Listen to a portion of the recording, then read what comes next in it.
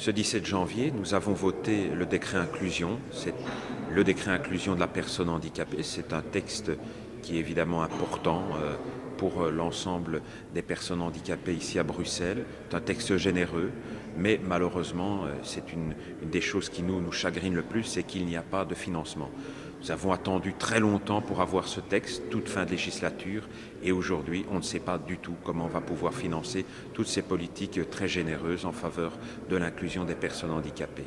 Bref, la ministre De Broek a un bilan, certes, mais un bilan qui aujourd'hui reste particulièrement évanescent en termes de concret. Nous devons encore attendre les arrêtés d'application.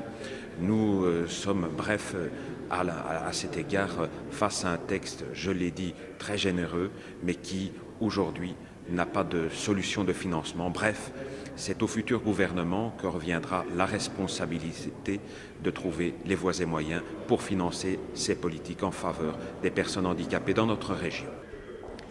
Ce que la ministre écolo en charge de la politique des handicapés a oublié de dire ce matin, c'est qu'elle avait cette compétence-là depuis 10 ans. C'est-à-dire qu'elle a succédé au dernier grand ministre de la politique des handicapés, le libéral Willem Draps, qui avait été unanimement apprécié, qui avait fait du très bon travail. Et que depuis, ce qui a manqué essentiellement à cette politique, c'est, j'ose dire, du cœur et de l'empathie à l'égard des populations concernées. Parce que comment expliquer qu'il a fallu des séances et des séances de sitting des associations qui défendent les parents d'enfants handicapés pour défendre leurs droits, ne fût-ce que pour être écoutés. Nous les avons rencontrés ici au Parlement plusieurs fois parce qu'il y avait vraiment un déficit d'écoute du gouvernement.